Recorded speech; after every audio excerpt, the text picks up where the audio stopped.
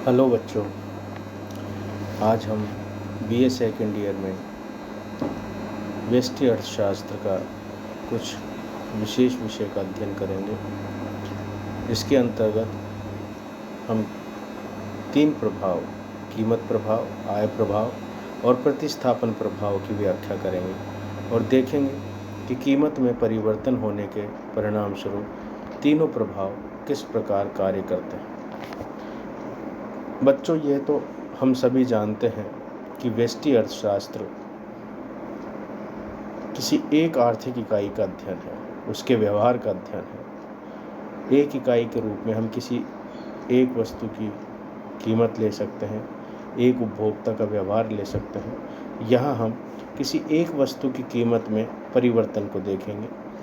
वस्तु की कीमत में परिवर्तन 2 रूपों में हो सकता है, कीमत में वृद्धि एवं कीमत में कमी।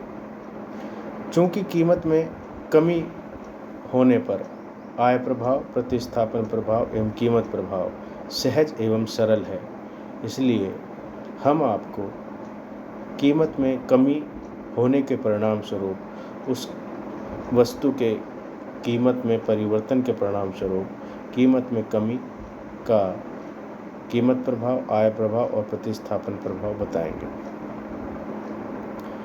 ये तीनों प्रभाव हिक्स एवं स्लट्सकी 2 अर्थशास्त्री हुए हैं, दोनों ने ही बताए हैं। 1915 में सबसे पहले स्लट्सकी ने कीमत प्रभाव को प्रतिस्थापन प्रभाव एवं आय प्रभाव में विभक्त किया।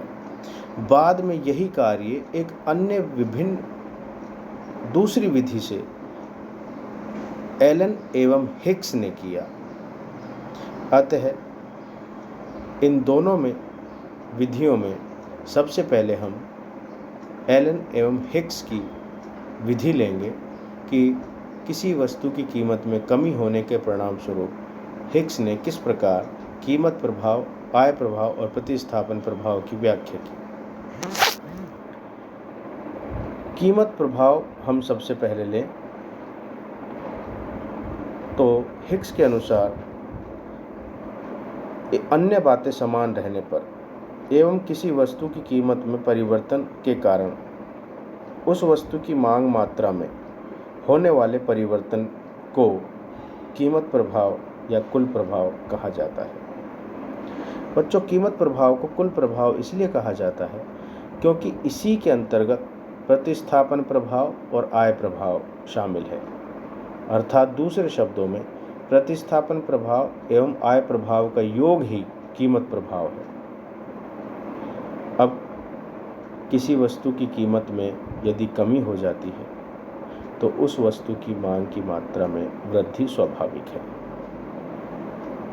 यदि अन्य बातें समान रहें, यानी अन्य चरों में कोई परिवर्तन ना हो तो यह कीमत प्रभाव कहलाता है।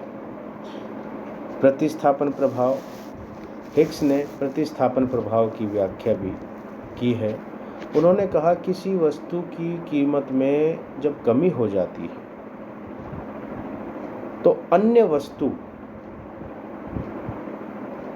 जो समान वस्तु होती है, समरूप वस्तु होती है, जिसकी कीमत में कमी नहीं होती, वह महंगी हो जाती है। अर्थात जैसे हम चाय एवं कॉफ़ी 2 उत्पाद लेते हैं, 2 वस्तुएं लेते हैं। यदि कीमत में कमी चाय में हो और कॉफ़ी में कीमत में कमी ना हो तो कीमत में कमी होने के परिणाम स्वरूप चाय कॉफ़ी की तुलना में अधिक सस्ती हो जाएगी। तो चूंकि दोनों वस्तुओं का एक दूसरे के स्थान पर उपयोग कर सकते हैं, इसलिए इनको स्थानापन्न वस्तुएं कहा जाता है और इनमें इस कीमत प्रभाव के कारण जो प्रभाव उत्पन्न होता है वह प्रतिस्थापन प्रभाव कहलाता है। इसी प्रकार आय प्रभाव है। हिक्स ने यह बताया कि किसी वस्तु की कीमत में कमी होती है तब उपभोक्ता के पास जो मुद्रा है, जो आय है, कीमत में कमी होने के कारण शेष राशि अधिक बचती है। यह अधिशेष, आय में अधिशेष ही आय प्रभाव है। यदि अन्य बातें समान रहें। दूसरे शब्दों में, किसी उपभोक्ता के पास एक निश्चित आय है। यदि किसी वस्तु की कीमत में कमी हो जाती है तो अब अपेक्षा तुलनात्मक रूप से वह कम व्यय करता है और उसके पास अधिक मुद्रा शेष रह जाती है। यह जो अधिक मुद्रा शेष रह गई, यही आय प्रभाव है। अब प्रोफेसर हिक्स ने यह बताया कि प्रतिस्थापन प्रभाव एवं आय प्रभाव दोनों का योग ही कीमत प्रभाव है। इसीलिए कीमत प्रभाव को कुल प्रभाव कहा जाता है। हम इन तीनों प्रभावों की व्याख्या तीन वस्तुओं के संदर्भ में करेंगे, अर्थात तीन प्रकार की वस्तुएं: सामान्य वस्तुएं, हीन वस्तुएं एवं गिफिन वस्तुएं। सामान्य वस्तुएं कौन सी हैं? सामान्य वस्तुएं सामान्यतः वे हैं जिन पर मांग का नियम लागू होता है।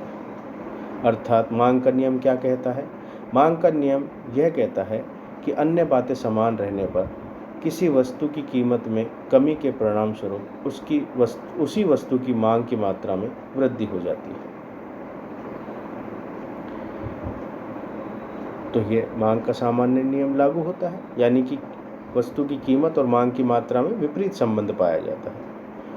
इसी प्रकार हीन वस्तुएं हैं। हीन वस्तुएं वे वस्तुएं हैं जिन पर मांग का नियम तो लागू होता है, अर्थात कीमत एवं मांग की मात्रा में विपरीत संबंध पाया जाता है, जैसा कि सामान्य वस्तुओं में। लेकिन हम यदि इसकी व्याख्या आय के आधार पर करें तो हीन वस्तुएं वे वस्तुएं होती हैं जिनकी कीमतें कम होने पर आय प्रभाव ऋणात्मक हो जाता है। यानी कि आय में कीमत में कमी होने के परिणाम स्वरूप उन उपभोक्ता की आय में वृद्धि होती है। उपभोक्ता की आय में वृद्धि के परिणाम स्वरूप वस्तु की मांग कम हो जाती है। इसे हम आय प्रभाव कहते हैं। गिफिन वस्तुएं तीसरी वस्तुएं होती हैं, तीसरे प्रकार की। गिफिन वस्तुएं क्या हैं? गिफिन वस्तुएं वे वस्तुएं होती हैं जिन्हें हम कह सकते हैं कि उन पर मांग का नियम लागू नहीं होता। वे घटिया वस्तुएं, निकृष्ट वस्तुएं होती हैं जिसमें ऋणात्मक आय प्रभाव इतना तीव्र होता है कि धनात्मक प्रतिस्थापन प्रभाव को भी मिटा देता है, जिससे कीमत घटने पर वस्तु की मांग घट जाती है। ध्यान दो बच्चों, कीमत के घटने पर वस्तु की मांग बढ़ती नहीं, बल्कि कीमत के घटने पर वस्तु की मांग घट जाती है एवं कीमत के बढ़ने पर वस्तु की मांग बढ़ जाती है। इसका मतलब ये हुआ कि कीमत एवं मांग में धनात्मक संबंध पाया जाता है, अर्थात दोनों एक ही दिशा में कार्य करते हैं। कीमत में कमी होती है तो मांग भी कम हो जाती है, कीमत में वृद्धि होती है तो मांग में भी वृद्धि हो जाती है। तो ऐसी वस्तुएं गिफिन वस्तुएं कहलाती हैं। तो गिफिन वस्तुएं, हीन वस्तुएं एवं सामान्य वस्तुएं, इन तीनों ही वस्तुओं में हम कीमत प्रभाव, आय प्रभाव एवं प्रतिस्थापन प्रभाव को देखते हैं, जो एलन एवं हिक्स ने जिसकी व्याख्या की। सामान्य वस्तुओं में हम देखेंगे कीमत प्रभाव सर्वाधिक धनात्मक होता है, प्रतिस्थापन प्रभाव एवं आय प्रभाव भी धनात्मक होता है। कब? जब कीमत में कमी होती है। वस्तु की कीमत में कमी होने के परिणाम स्वरूप कीमत प्रभाव कुल प्रभाव धनात्मक होता है और प्रतिस्थापन प्रभाव एवं आय प्रभाव भी धनात्मक होता है। हीन वस्तुओं में कुल कीमत प्रभाव धनात्मक होता है, आय प्रभाव ऋणात्मक होता है एवं प्रतिस्थापन प्रभाव धनात्मक होता है। अर्थात प्रतिस्थापन प्रभाव जो धनात्मक है वह ऋणात्मक आय प्रभाव से अधिक बलशाली होता है, जिसके परिणाम स्वरूप कुल कीमत प्रभाव धनात्मक होता है। दूसरी ओर गिफिन वस्तुओं में यदि गिफिन वस्तुओं की कीमतों में कमी होती है तो वहाँ ऋणात्मक आय प्रभाव इतना तीव्र होता है कि कीमत के घटने पर वह धनात्मक प्रतिस्थापन प्रभाव को मिटा देता है, जिससे कुल कीमत प्रभाव ऋणात्मक हो जाता है, जिसके परिणाम स्वरूप कीमत में कमी होने पर मांग में कमी हो जाती है एवं कीमत में वृद्धि होने पर मांग में वृद्धि हो जाती है। इस प्रकार हमने आज 3 वस्तुओं की प्रकृति के बारे में पढ़ा। सामान्य वस्तु की प्रकृति, हीन वस्तु की प्रकृति एवं गिफिन वस्तु की प्रकृति। इन तीनों ही प्रकृति में हमने एलन हिक्स के द्वारा यह पढ़ा कि तीनों में कीमत प्रभाव, आय प्रभाव एवं प्रतिस्थापन प्रभाव की क्या स्थिति होती है। कौन सा प्रभाव किस वस्तु की प्रकृति में धनात्मक होता है, कौन सा प्रभाव ऋणात्मक होता है। एक बार पुनः मैं आपको बतला दूं कि सामान्य वस्तु की स्थिति में जब उस वस्तु की कीमत में कमी हो जाती है तो कुल कीमत प्रभाव धनात्मक होता है, क्योंकि उसका प्रतिस्थापन प्रभाव एवं आय प्रभाव दोनों ही धनात्मक होते हैं। हीन वस्तु की स्थिति में कुल कीमत प्रभाव धनात्मक ही होता है, लेकिन इसमें प्रतिस्थापन प्रभाव धनात्मक होता है और आय प्रभाव ऋणात्मक होता है।